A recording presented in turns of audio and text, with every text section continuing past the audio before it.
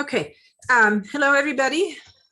Hope everybody can hear me. I'm Maria Lisa Christie, Director of Women and Gender in International Development at CRED, the Center for International Research, Education and Development at Virginia Tech. Welcome to our virtual Women and Gender in Development discussion series. We're so happy you could all join us. We had 57 people registered just a little bit ago, and people keep joining now, so I hope we get a big group, diverse group. So please notice that, as the PowerPoint was saying, this event will be recorded. So by staying on, you're consenting to being recorded. And if you don't want your image recorded, you can just, turn off your camera on your Zoom. So before introducing our speakers, I'd like to read our land and labor acknowledgement statement for Virginia Tech, which has expanded quite a bit from when we started reading this several years ago. It's a lot more actual information. So Virginia Tech acknowledges that we live and work on the Tutelo-Monacan people's homeland, and we recognize their continued relationships with their lands and waterways. We further acknowledge that legislation and practices like the Morrill Act of 1862 enabled the Commonwealth of Virginia to finance and found Virginia Tech through the forced removal of Native nations from their lands, both locally and in Western territories. We understand that honoring Native peoples without explicit material commitments falls short of our institutional responsibilities. Through sustained, transparent, and meaningful engagement with the Tutelo-Monacan peoples and other Native nations, we commit to changing the trajectory of Virginia Tech's history by increasing Indigenous students, staff, and faculty recruitment and retention, diversifying course offerings, and meeting the growing needs of all Virginia tribes and supporting their sovereignty. We also recognize that enslaved Black people generated revenue and resources used to establish Virginia Tech and were prohibited from attending until 1953. Through inclusive VT, the institutional and individual commitment to Ut Prosum that I may serve in the spirit of community, diversity, and excellence, we commit to advancing a more diverse, equitable, and inclusive community. So the full calendar and any updates for this year's discussion series can be seen on our website. You can also ask to be on our listserv, and you'll get updates on that. So some housekeeping. This discussion will last approximately 40 minutes. The speakers' presentations, actually it's going to be more, as Jess was telling me, more like a fireside chat. So it's not exactly a presentation. It's going to be a discussion between Jess and Daniel. But anyway, it's approximately 20 minutes, followed by about 20 minutes of discussion open to everyone and the Q&A session. All dial-in participants will be muted to enable the speakers to present without interruption. You're welcome to post questions anytime that you would like to ask in the chat box. And if we have time, and we're tracking those, and then I will give a chance, I will ask, either I will read those questions, and then at the end I will open them, let people raise their hand to actually speak to the presenters directly. So yeah, then I would ask you to unmute yourself and you can speak to them directly. So in order for our discussion to be as rich as it may be, as it can be, we need everyone to be respectful and treat all participants with kindness and consideration without discriminatory behavior. Again, the webinar is being recorded and you will have access to it via our website. Takes us sometimes even 2 weeks to get that up there. And it'll be added to the Virginia Tech library. So there'll be permanent access there. And then also, if you would answer the survey at the end, that would be great, very helpful to us. So, oh my gosh, let's see. All right, so now I have to introduce the speakers. Where did that page go? Okay, we have two amazing speakers who I know well. And I have to say this, it is bittersweet that you are not sitting in this building right now because I miss you both so much. Okay, got that off my chest. Now, Daniel Sumner is an Associate Director of Gender and Youth at ACD-IVOCA. Prior to joining ACD-IVOCA, he worked with us for 5 years as the Assistant Director of Women and Gender in International Development here at CRED. Daniel has 10 years of experience implementing capacity building, research, and evaluation interventions in the areas of gender equality, gender responsive agricultural research, inclusive agricultural development, positive youth development, and inclusive education. His current research focuses on exploring how gender and social norms shape the design and dissemination of agricultural innovations. Dr. Jessica Agnew is the Associate Director at the College of Agriculture and Life Sciences Global Programs of Virginia Tech. Dr. Agnew has also been with CRED, had been with CRED since 2018 as a graduate assistant, and then as the Assistant Director of Research, Operations, and Program Management until this month when she started her new position at CALS Global. Congratulations to both of you and wishing you the best in your continued careers. She has nearly 20 years, not 20, she's not that old, 10 years of experience working in market-based approaches to nutrition and food security in an international context. Her current research focuses on strengthening value chains for indigenous vegetables and creating agriculture sector transformation using blockchain technology and complementary strategies in Kenya. So the title of their discussion today is Women, Smartphones, and Leafy Vegetables, How ICTs Support Women Producers in Western Kenya to Secure Their Position in Commercializing Value Chains for Indigenous Vegetables. So please welcome Daniel Sumner and Dr. Jessica Agnew.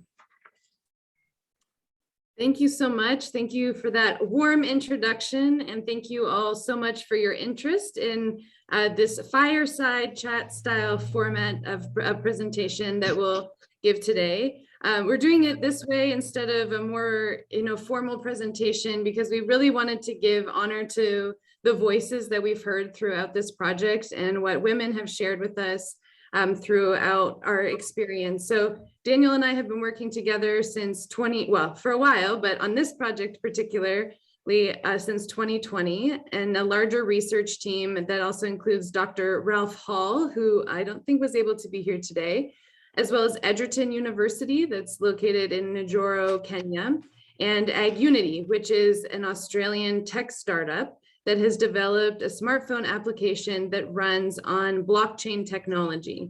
So we entitled our talk, How ICTs Contribute to Women Securing Their Place in Commercializing Value Chains, because it's not just blockchain that has contributed to the improvements in their participation in indigenous value chains, but the phones themselves, access to internet, access to WhatsApp. So we wanted to be a little bit more broad. But before we get started in our chat, I just wanted to give you a little bit of background on the project. So I think Lumbini emailed you all a video yesterday that it documents more about our project.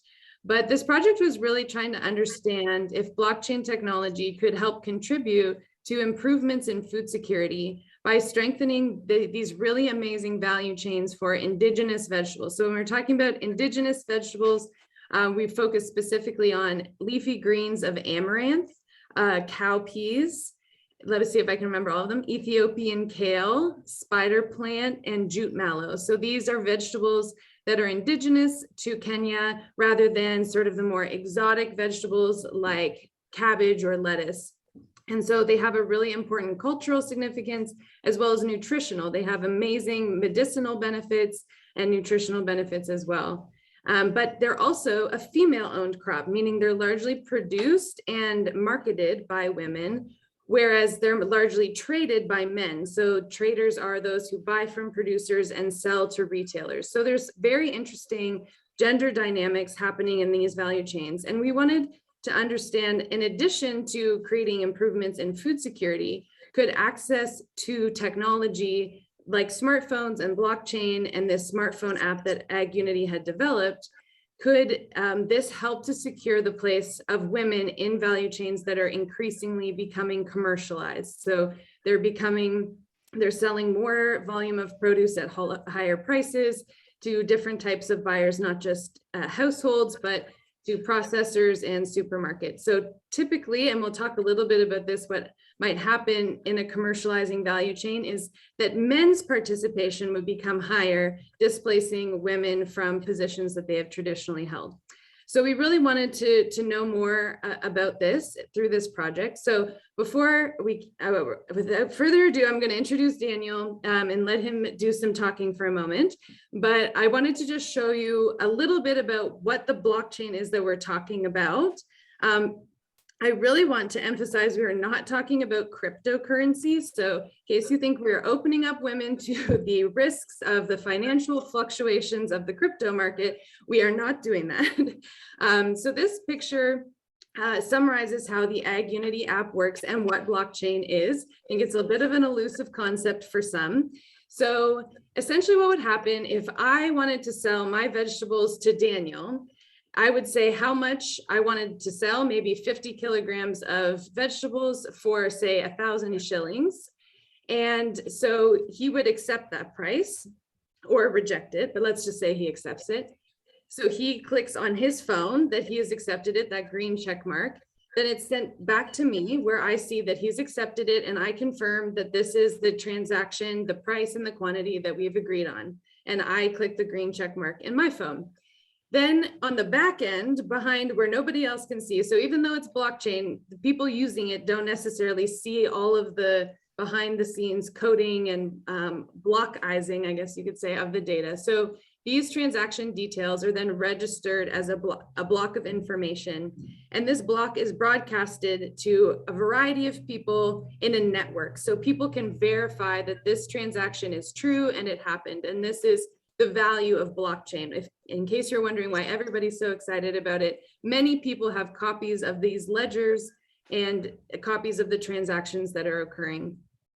So then this is then validated by those in the network, and then it's added to previous blocks of information, which is where you get the chain from. So I'm not a techie, and that's the best explanation in a short amount of time I can give on the blockchain. So I hope that helps to clarify for you all. But I just want to turn it over to Daniel. And I was just wondering if you could just talk to us a little bit about what you were thinking when we first started this project. So we started with a value chain analysis. We really wanted to understand the context, what the pain points were in the value chain. What were you thinking about in terms of how we should have designed that process from a gendered perspective? Yeah, no, thank you, Jess. And really that formative value chain analysis was integral to the design and development of this activity. And the reason for that being is a product of a richer body of research and work by practitioners really over the past decades. As many on our call today, this may be aware of, but the agricultural value chain development and approaches and interventions have really proliferated in recent decades as a means of trying to stimulate, advance rural transformation and poverty reduction. But again, it's still important to recognize that, however, if this using agricultural value chains development as a mechanism to try to stimulate broad-based economic growth, it's also continually challenging to do that in a way that benefits those who have been at the margins of the value chain or have been excluded from participation and benefit. So it's really that analysis is a part of that richer recognition of understanding of what that means. And that comes from, again, understanding that your position in the value chain for the women that we were working with in Western Kenya, what might that look like, and the potentials for upgrading, the potential of blockchain to help upgrade or support their position in that change. And you can kind of think of upgrading does come with numerous benefits, the potential for farm income, additional maybe other employment income opportunities, or in this case, primarily better prices. But again, it's important to recognize that those benefits from upgrading, from taking advantage of opportunities to upgrade your position in the value chain are not guaranteed, and they depend on who you are and how you enter the value chains. And really important to think of through our value chains analysis, needing that rich cultural and contextual understanding of the chain, because the chain is not a separate entity that exists apart and separate from biophysical or sociological landscapes or conditions. And then definitely they are not gender neutral. Again, kind of what we were wanting this analysis to look through at how gender and other social categorizations could shape an individual or individual's ability to participate in the chain, how they're currently participating in the chain, where are they located and how, but also looking at those opportunities for upgrading and those potential risks, rewards, and benefits. So I always like to think of it, again, this analysis, our formative analysis, was guided by really just two broad questions. One is looking at how those gender social norms and power relations shape participation and engagement in the value chain, but also how efforts to support upgrading in turn can have an effect on reshaping, renegotiating those gender and social norms. And so really there's, again, a really substantial body of existing research that has examined and looked at these challenges, but there is that research that has documented and shown that women producers and women entrepreneurs in the value chain can have more limited access to resources and information, weaker control over assets and land, and less ability to demand fair prices. But again, this analysis was kind of going into, these may be assumptions that we know from the literature. How do these present or manifest in the context of Western Kenya within these African indigenous vegetables value chains? Is really using them as a guidepost to examine and challenge our assumptions as well. And so I guess really launching into like more about the actual activity itself, Jess, is kind of, what do you think were some of the most interesting findings for you from that formative value chain analysis in terms of looking at differences between men's and women's experience or other gender differences that exist in the production and marketing of AIVs? Yeah, so Ag Unity actually had a really interesting process that they usually use when starting in a community that's really human-centered design. And what was exciting about bringing on your expertise, Daniel, is just really trying to, like you said, understand how the gendered norms affect what they were looking at. So what they would do is find out about hopes and fears and perceived negative trends and positive trends.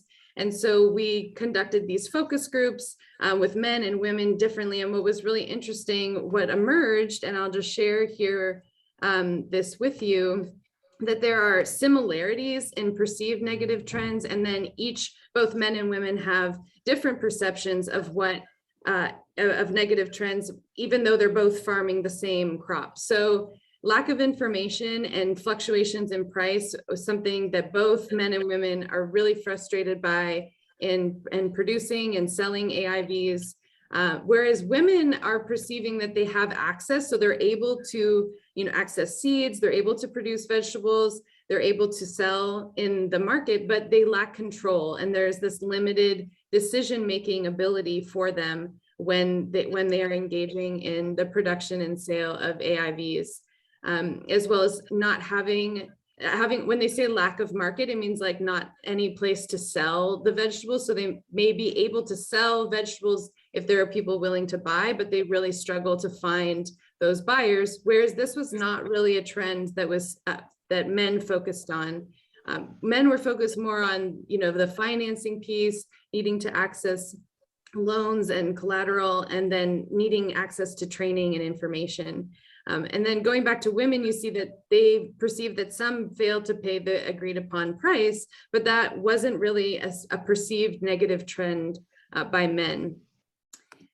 Looking at positive trends, we want to really also focus on exemplifying the positive. It's interesting, you can see on the right-hand side here that men perceive it as a very positive trend that more men are getting involved in AIVs. So this actually really does emphasize the importance of this work and trying to ensure that women can continue to participate. Not that men can't, but as long as it's not displacing women as we go along. And then women, they talk about that they're really focused on the production and the marketing of these vegetables, but both, of course, are concerned for the demand of AIVs, and which is African Indigenous Vegetables, to use the abbreviation, as well as the availability of inputs, particularly fertilizers. So, there are these common perceptions, which I think is always important to notice, and then where the perspectives are differing. And men, they're more oriented, thinking more towards smartphones and technology, and as well as, the financial piece, again, subsidies for fertilizers. And they're also interested in sort of what happens after the vegetables come off the field, and value addition processes like post-harvest drying. So one thing we really focused on in different trainings was this idea of commonality, that everybody has their own hopes and their own fears and they're all trying to provide for someone. And it was really amazing to see how that brought people together and viewed themselves more as a team in engaging with the technology. Both men and women really want access to information and training, and they both want to earn more income. So we had a really exciting training around this where people started to realize their commonalities more than their differences. But there actually is a perception among most people. I'll come back to that one. Sorry, this is a kind of a big graph here, but what you can see on the second line here is that about 34% of female producers and 26% of male producers perceive that selling to men and women is the same. Other than that, there is a perception that there is difference, that men and women express different concerns, that men and women ask different questions about the products. Some of the qualitative information we received, even though it's a fairly low percentage here that reported, well, especially amongst women, that women are likely to complain or bargain, but more in the informal discussion settings, that this sort of theme came out a lot more, that women are much tougher negotiators. Even other women were commenting on it. So it is very interesting to notice that there are these gendered differences in the way that vegetables are produced all the way through to being marketed. And then there also is a very clear difference between smartphone ownership. So again, sort of a big graph here, but let me try to digest it for you. So when you're looking at if someone has previously used a smartphone, 71% of female producers had not, whereas 52% of male producers had not. So you see a little bit higher of an interaction with smartphones previously. Only 11% of women who participated in the quantitative survey had used a phone previously, compared to 24% of men. And then if you go all the way down here to consumers on the very right at the bottom corner, 44% of female consumers currently own a smartphone, compared to 70% of men. So there's also differences here in the gendered ownership and engagement with technology. And this really kind of brings up an important point, which is that from the beginning of this project, we wanted to be mindful, as you were talking about, what does introducing technology, what impact does it have on gendered roles? So could you explain a little bit about what might happen, what's been observed in other contexts, and why do these types of projects have impact on gender norms and relationships? I think from a first standpoint with projects, it's understanding, really push and really comprehensive approach now of this intentionality to understand how gender and social norms do have this impact, this understanding. I like to think that there is like this prevailing view that we understand this now. We understand the gaps. We understand this. This is important to document this at the design phase, and I think especially so now, continuing with the promise of digital technologies, which have really emerged as important for advancing agricultural development outcomes, that they are critical and they're reshaping the agricultural landscape.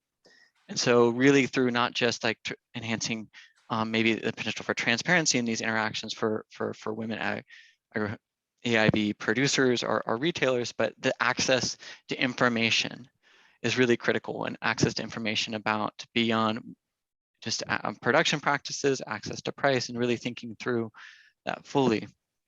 But I think it's really important to think through that there's still this sense that technologies are promoted as being silver bullets at times, and really being intentional and understanding unintended ways how particularly ICTs can be constrained or controlled for different individuals in different households, whether it's availability of SIM cards, minutes, challenges looking at who individual peoples within the household are talking to, so that they have a lot of potential, but also a lot of can be a source of unintended outcomes as well for household members. So really thinking through that critically in the design of activities like this. and thinking through that intentionally. And I think that's a core aspect of thinking through that into the project. And I think that's an aspect now too, with the commercialization, looking at who loses control and who loses outcome. So I think that's a core component, but moving into not just using it beyond the design phase, that it's a one-off, but continually to integrate those questions on who has access, how are phones being used, into a continual cycle of learning, which the Ag Unity team through our partners, particularly Jemima, who I think will be joining later, integrated that into their constant reflection and engagement with the AIV producer groups that were engaging on this activity. Yeah, so I mean, to that end, I think it, you know, what you said about the iterative learning is really important, as well as in the initial design phase. So thinking about how, you know, from the outset, having the goal of securing women in these commercializing value chains, you did a really great training for Edgerton students that we were working with, who participated in a hackathon back in November. So we kind of took them through this process on human-centered design and how you can incorporate that thinking from the beginning. And you did a really great training on how to incorporate gendered considerations into technology design. So could you just maybe explain a little on the theory, or what you wanted to really communicate to the students through that process? I think it really is a continual one, is the process that can be challenging for all, I think, agricultural researchers, practitioners throughout the world still, is thinking through at times. We're so focused on a particular maybe management practices, a new technology, any piece of equipment, is that ultimately, yes, we are designing these for end users, for farmers, for producers, and really, as you said, in that human-centered design process, centering their experience, but also taking that one step further with students at times, and thinking through that that's not a uniform person in the middle, that there's different constraints, and how gender, age, socioeconomic status, all these different factors shape who and how the individuals may or may not benefit from a technology. And that really, that importance of knowing your potential end user, knowing the context. And I think for me in that setting, it was really, for working with students, an opportunity for them to reflect back on their own experiences and understanding how there is a design, their own, where their upbringing or their own current life, to reflect upon that and make those connections and think through those unintentional biases that they had in their thinking, to expand their thinking, and really just getting into that theory and expanding it a little bit more on who and how they may benefit. And also that again, reiterating that process, is that it's iterative. It's not just a one-off going through the design praise. It's piloting, coming back, getting feedback. It is a process. It is a continual process. And also looking at, again, through your technology, how it's communicated, and just continue to probe that thinking and spur reflection. For me, was one of the biggest things with that group of students. But then also lastly, I think helping them think through, when we think of looking at the gendered and social dimensions of agricultural development on a continuum, thinking through approaches that, again, from an initial starting point, understanding where are their differences, that are being sensitive to more responsive, understanding these differences. How do we work about addressing them and supporting in the value chain, to really being more critical on how do we look at the root causes of inequality, and maybe more go about transforming those with dialogues. And I think that for me is it's exciting to see where students are, their thinking, and that they're shifting their own discussions that they have on renegotiating gender norms and roles and relations, and their own experience with their peers, and how that can translate. How, when I saw the students, some of the ideas they were coming up with messages that they could integrate into the phones, on helping to, probe or prime, more equitable decision-making dynamics. It was really interesting and inspiring in a lot of ways to see. Yeah, it was really neat to see some of their questions, and through the training that you had done, and there was a laser pulse training. So Laser Pulse funded this work. They had a training on gender.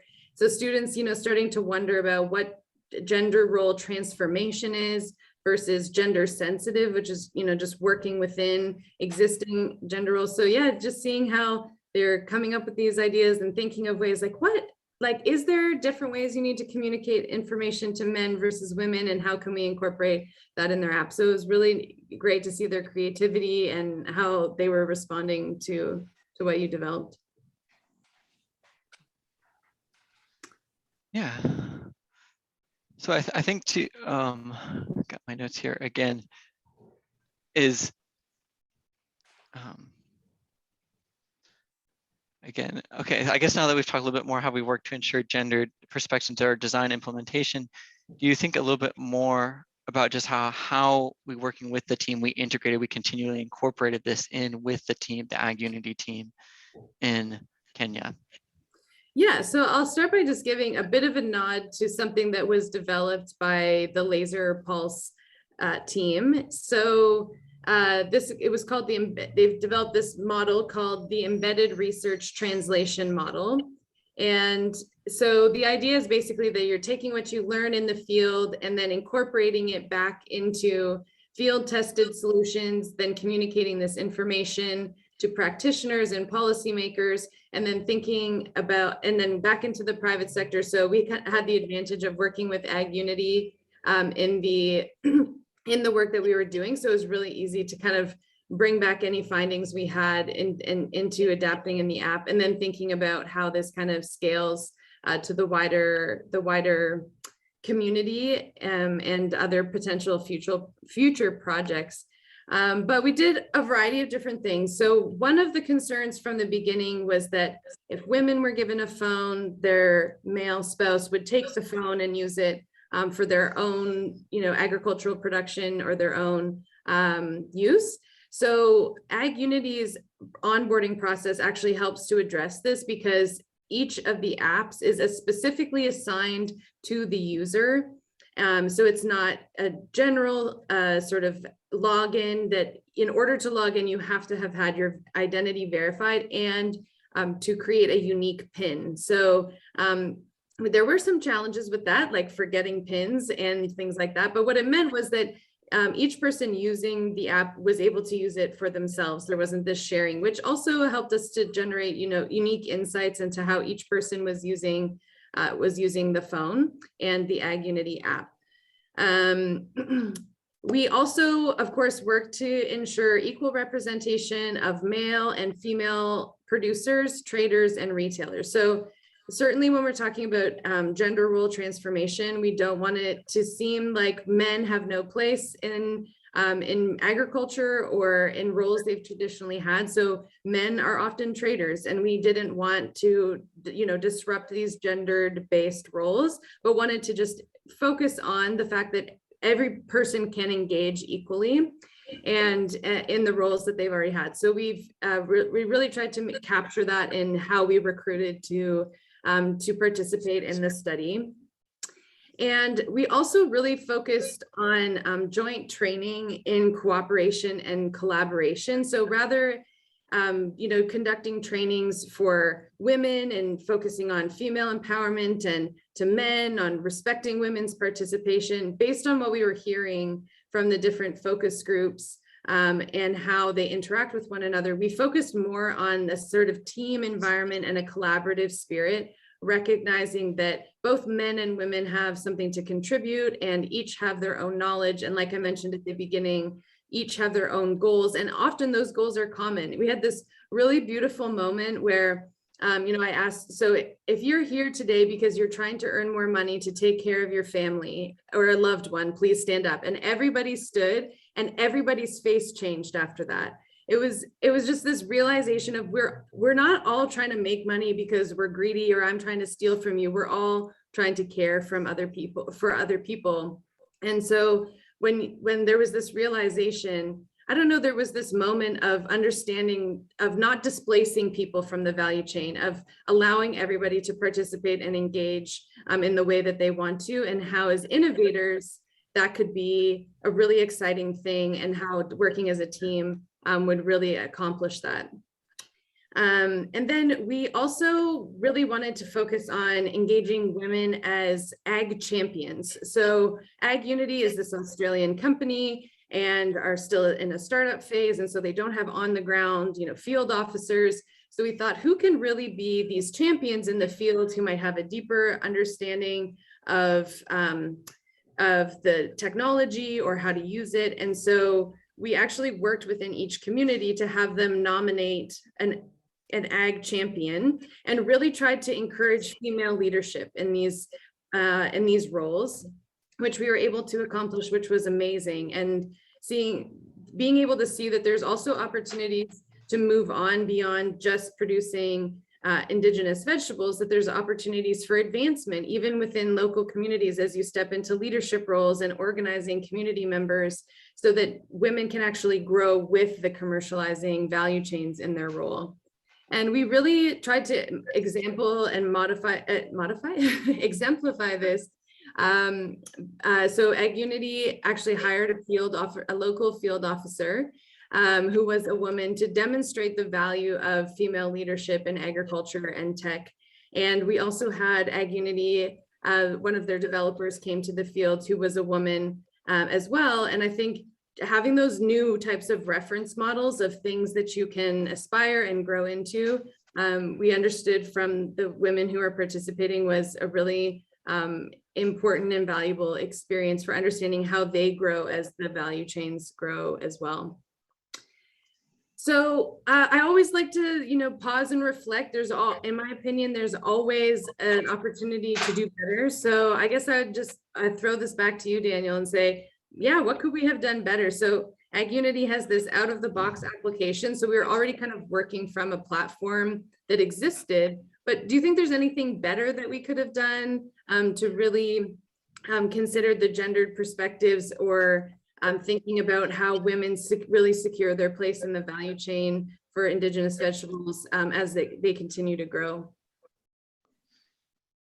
Yeah, I think learning from the experience with Ag Unity and some of their previous work that they've done with cooperatives with coffee production in Ethiopia, I think one area not to foreground to later in the discussion is more about how engagement with forming groups and supporting group in that decision-making process and what that looks like, and organizing groups in a way to the decision-making, their engagement, looking at that a little bit more critically to support and facilitate some of those tensions I know that arose during the activity, how to manage conflict within the groups. I think one area to support that, but then also thinking through a little bit more clearly, a little bit more the intentional coaching that is needed and to require to support all participants with utilizing the app and the phone, the additional coaching support that is needed with understanding an unfamiliar technology at the beginning.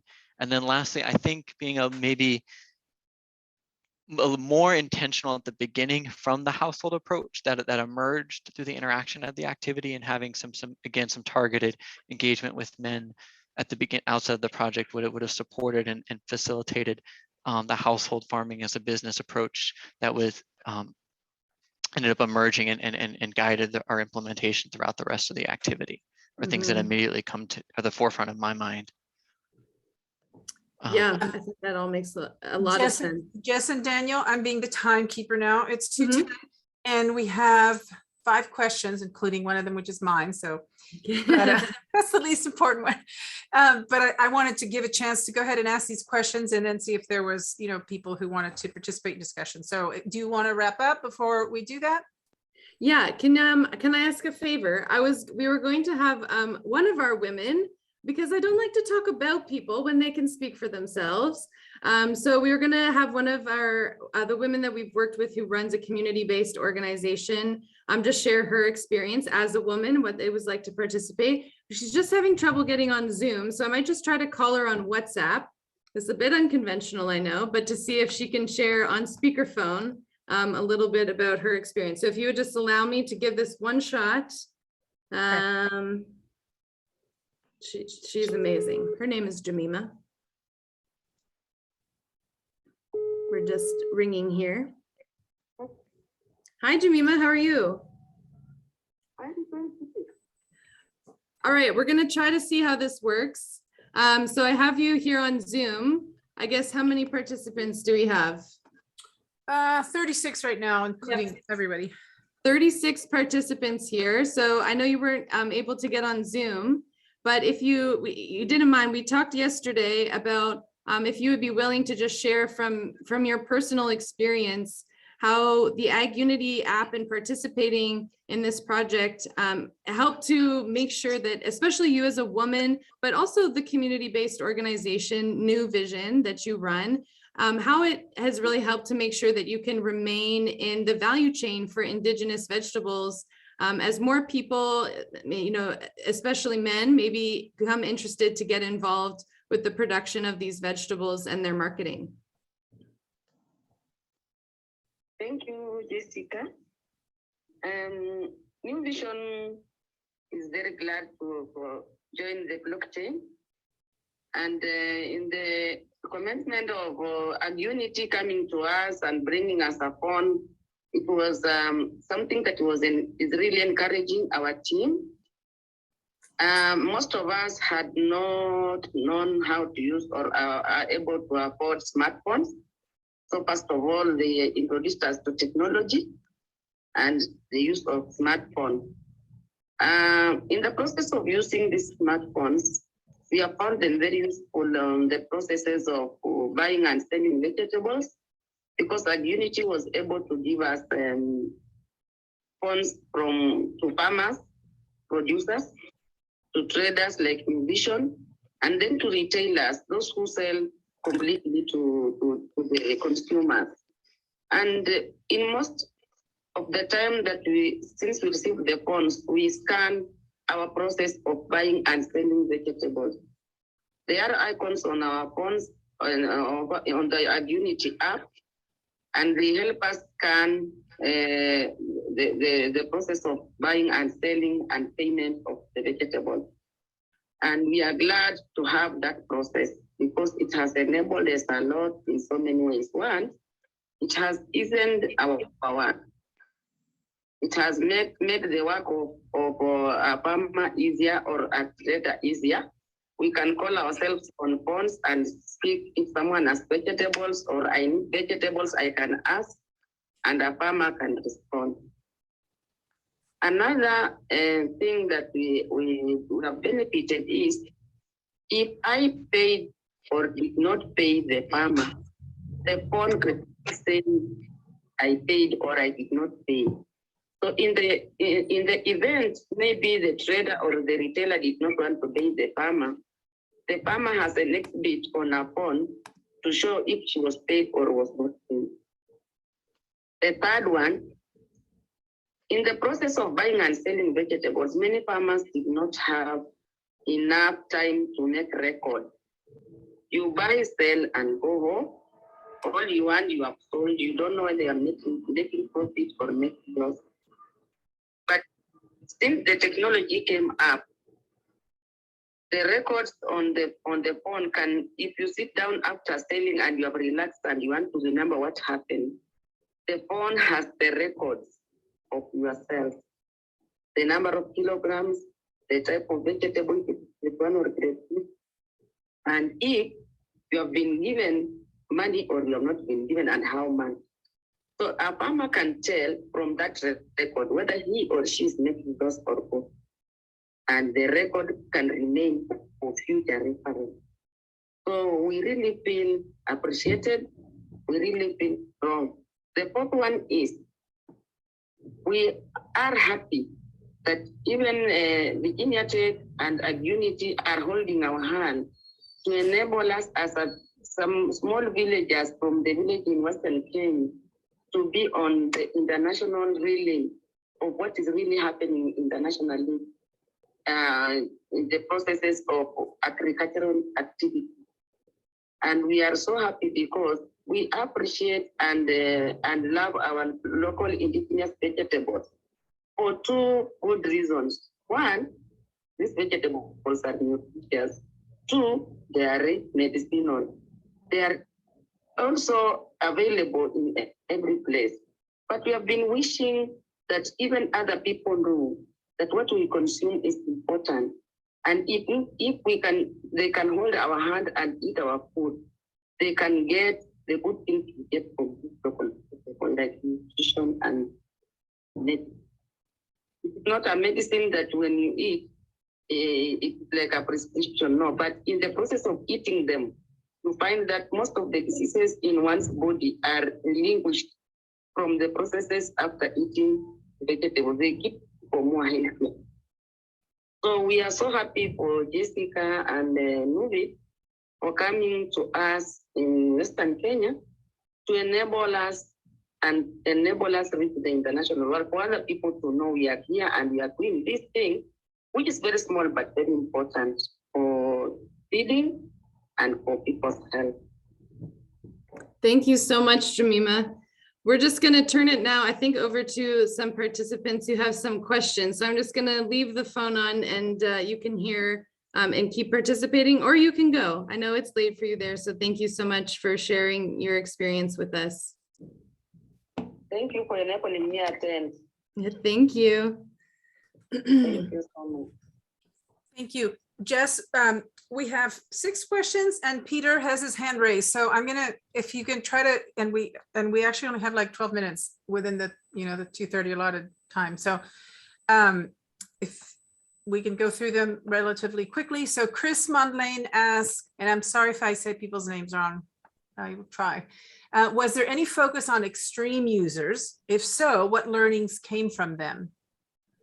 Can you say what you mean by extreme users, Chris? Yeah, sorry, this is a question just online. I was just clarifying with the ASCII what an extreme user meant. So let's see, we got to unmute. You need to unmute yourself, Chris. Extreme user meaning those consuming, are they too many, or extreme using in what sense? Not sure. We're trying to find out here. Give me 1 second. Hey, folks. So sorry, can you hear me clearly? Yes, I'm trying to respond, Jesse. Yes, go ahead, Chris. Okay, yeah, no, by extreme user, I just meant people that do things slightly differently. Maybe they have some kind of unique advantage in the market, or even disadvantage, but someone who does things differently that you kind of took a lesson away from and said, we can maybe use that somewhere else. Oh, I like that. Kind of like the idea of what's it called? Positive deviant behavior. But yeah, in that sounds different right. fields and different things. No, we didn't, but I will. We're, of course, continuing this work, and that's a really good idea. And I'm going to look into that. Thank you. Okay, the second question is from Jactone Ogejo. Have you experienced any unintended consequences of this technology? And if so, what are those? We did actually. Okay, I'm gonna turn Jemima onto this one. Jemima, can you just quickly, briefly, Jemima, say something about the conflict that you've had to mediate as a result of this project between women? The conflict, I can say, is positive.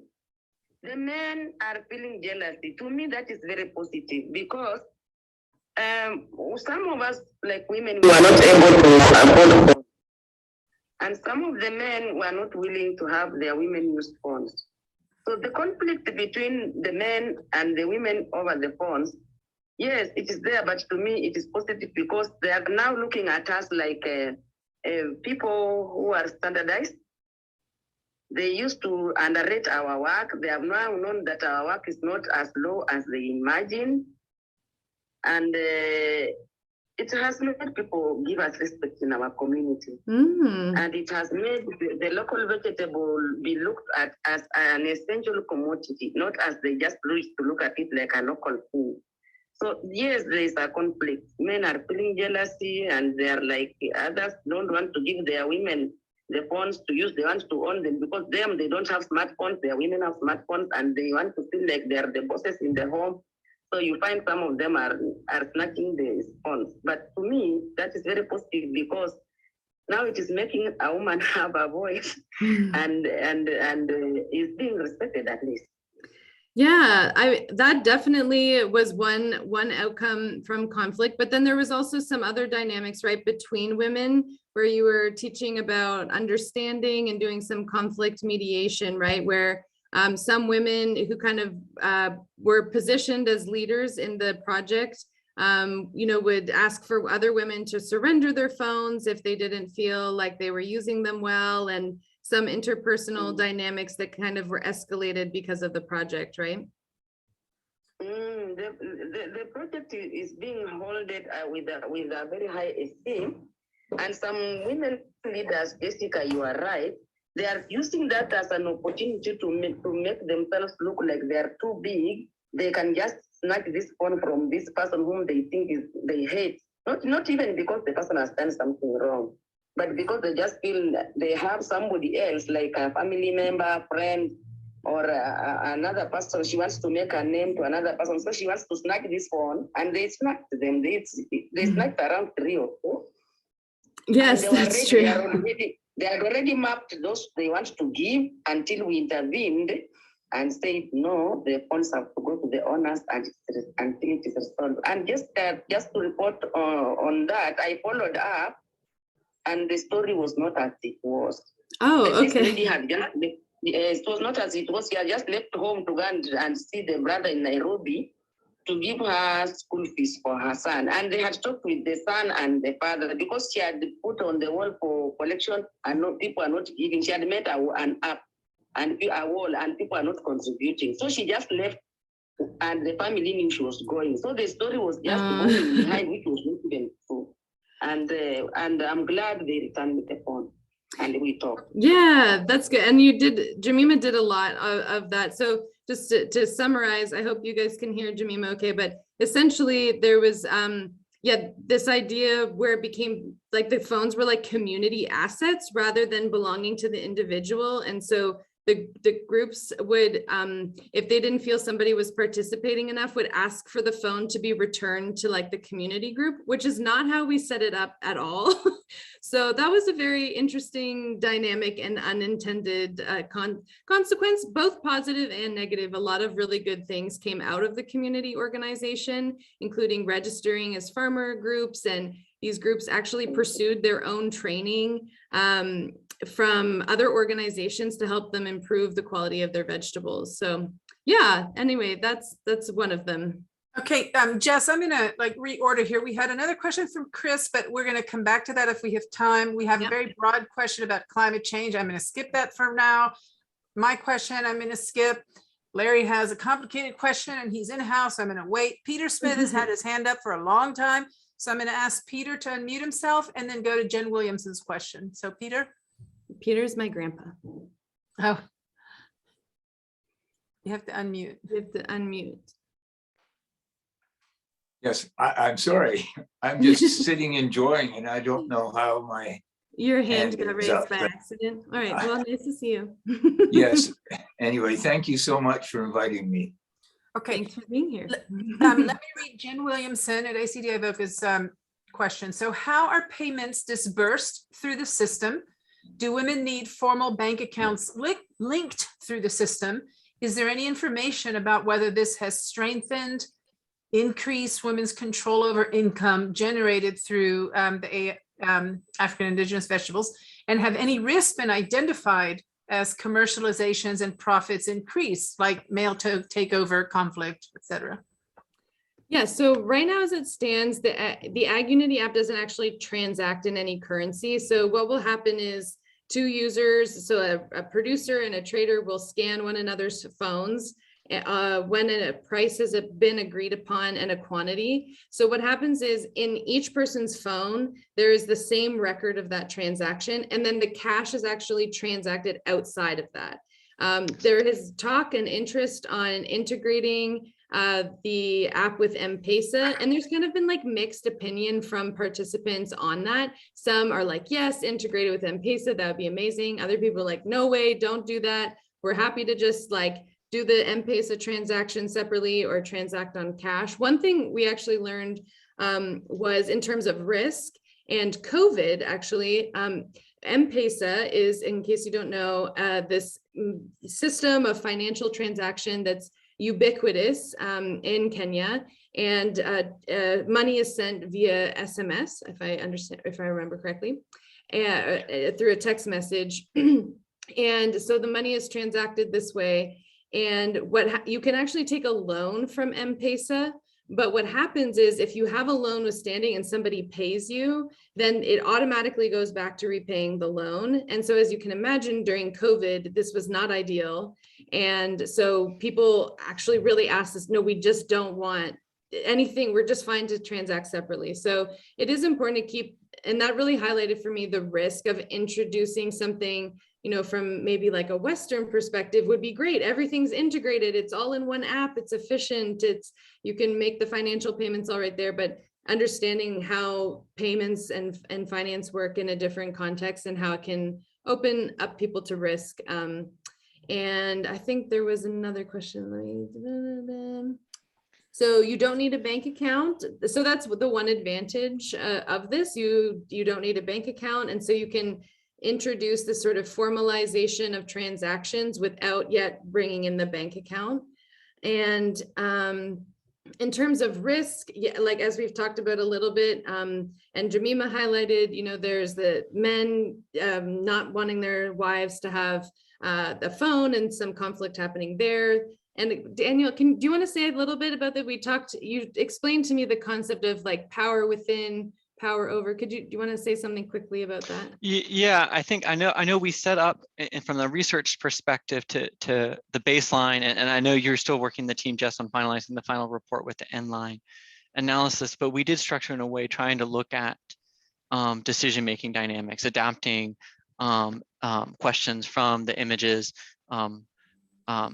the gender equality men scale, looking at norms and attitudes around decision making. We restructured those, and the Women's Empowerment and Agriculture Index, their decision making modules. I'm not quite sure. We're still, I guess, need to look at like what the impact there on the data. I know there were some of the qualitative findings came out there. There were feeling like some changes in that power within for women making that the decision making, that control, and some of their dynamics. I think this is just another area. Continuing this model can continue to be enhanced with a more intentional farming as a decision-making approach, targeting structured on that decision-making dynamics. I think one is one area. So they're still looking at that information. And I think that's one area that's coming over a little bit into the risks that we identified with designing some of those follow-on trainings with some of our excellent colleagues from Edgerton, looking at decision-making dynamics and starting to what does it look like to facilitate conversations around that in the household? Okay, I need to break in because it is 2:29. So I would like to just give a formal close and then ask if Jess and Daniel, if you can stay on 15 more minutes. If we were doing this in person, this is where in the library we'd have people come up and chat with you and have their bagel and coffee. And so, so we do have a couple more questions, but I do want to officially close so that people can leave. And I do want to say, so Lumbini put in the link to the survey. It's very important for us to get your feedback. Please, we'll also email it to you if you registered, but please do the survey. It won't take you very long. And I also want to announce that our next speaker, which will be our special Women's Month speaker, is Dr. Farhana Sultana from Syracuse University. She's very well known. She's a geographer. She'll be talking about climate justice, gender, and challenges in a fractured world. And we will send you, if you, on the survey, you can tell us if you want to be on our listserv, and then you would get the information about that. And you could also just check our website for more information. And I hope you can join us for the next one. So again, anybody can just hang up if you would like to leave now. It's now 2:30, but I appreciate it if Jess and Daniel, if you could stay for a few more minutes. Can you, Jess? I see Daniel saying yes. Yeah, okay. Then I'm gonna read Bernard Walumbe had asked, and you addressed some of these already, but I'm going to read the question. Would you please highlight challenges facing implementation of this project? So many. Yeah. Number one, COVID. That was terrible. I think so. I saw another question there on how Edgerton was involved. So I can do a 2-for here. So Edgerton was amazing. You know, they really led the implementation on this. My co-PI, Joseph Mwangi, He did an incredible job, and I mean, he already had a lot of experience working in indigenous vegetables. So we really were like co-PIs, really, in every sense of the word, co-designing the research with VT and Ag Unity. I think the other challenge was just how wild the indigenous value chain is compared to what Ag Unity was used to working in. So there was some challenges there to figure out how it would all work. For example, we introduced a grading system through this project, so grading vegetables into grade A and grade B, and that was challenging to figure out how exactly that works. How do you keep it separate during, in transportation? How do you convince traders that it's worth it to keep it separate? How do you convince retailers to change the way they're selling the vegetables? How do you define grade A versus grade B? How do you enforce it? Because the blockchain will secure information, but if you put bad information in, it just secures incorrect information. So yeah, what about you, Daniel? For you, what were some of the challenges? No, I think one, again, like echoing what you said, Jess, I think the nature of the value chain was different than I think anticipated coming in from Ag Unity, but again, the adaptability. And I think that adaptability of the team to adapt was really a result of the partnership and the relationship that you established with Joseph, and the relationship, what it looked like with Edgerton University, and the nature of that relationship. I think really positioning both you and him and both institutions as equal partners in this research process was essential to driving that adaptation, and which I think maybe we think research process doesn't always is elusive to adaptation, because if something changes, then you can't maybe make that final comparison at the end. Mm-hmm. I think another challenge, which I really like how you put sometimes with really phrased it, behavior change. And I think rethinking technology adoption in general, it's not a simple fact, I'm going to use it, I'm not going to use it. Is it changing a behavior, a habit, and so many habits, so many behaviors that maybe needed to change or be tweaked as a result of using the blockchain application was really interesting, and how continuing to see it in that process from a behavior standpoint, I think will be continue to be interesting. Mm-hmm. I think it was another challenge. It's not just something you do and you just keep doing it. It's just like I think in our own lives, you do something for a little while, you forget, you come back, and it's the good intention, just seeing that we're all humans, and those human issues of trust and things interplay within how the promotion of technologies like this. I will just build on that really quickly and do a plug for public-private partnerships, and how with Ag Unity and Edgerton and Virginia Tech, we landed on something really cool that was this iterative research, and having partners that specialize in deep dives into information and trying to understand the underlying forces, and then a business that could actually be immediately translating that into something. And we're really excited, but there's all this talk right now about public engaging with the private sector. I'm not really sure anybody really knows what it means. So I think we kind of figured out a little bit what it means, especially for a university to engage with the private sector. So I think we're going to do a cool publication on that. So keep your eyes out. It'll come at some point. Well, actually, I'd like to ask the second question Chris had, which kind of addresses this a little bit, but specifically, how did the hackathon complement Ag Unity and vice versa?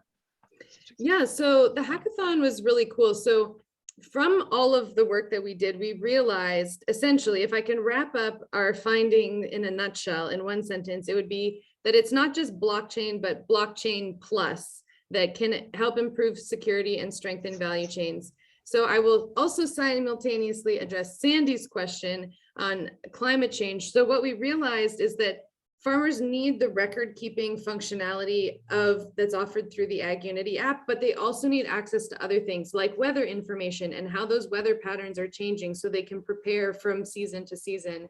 They need access to extension services. I think a couple extension folks are still on the call that I was just speaking to before this about how we can create extension modules that could be deployed on the Ag Unity app that then could be communicated to the consumer that the farmer took a training on climate smart agriculture and so may inspire more confidence in their product and actually generate a return to the producer. So the hackathon was about kind of presenting these different ideas, these different opportunities that we saw to the students. And then in these interdisciplinary teams of agricultural students and computer science students, they were actually able to code applets that are deployed on the AgUnity platform. So AgUnity's platform is a super app. So it kind of think of like the Play Store. So then you can have smaller apps inside this bigger app. So they were able to develop these applets. So and because of that, we actually are working with, I think AgUnity is working with some of these groups of students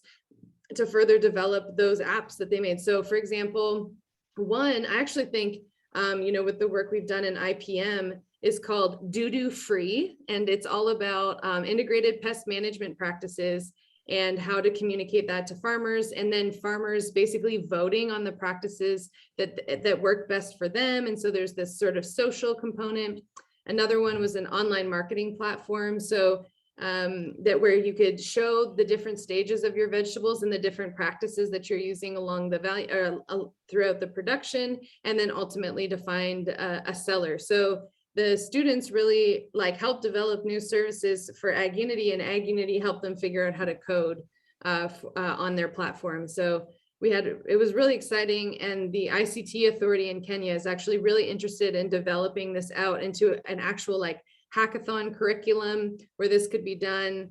I've had Chris in mind, who actually does hackathons fairly regularly, and roping him into this. So yeah, it was a really exciting event. Cool. Jess, I am going to read it, but I put Larry's message in there because it's very long, and then we have another one from Jen Williamson. So let me read Larry's. So there were two treatments, he says: the blockchain contracts and access to smartphones. You can't have a blockchain app without the smartphone. So the independent effect of the smartphone cannot be separated.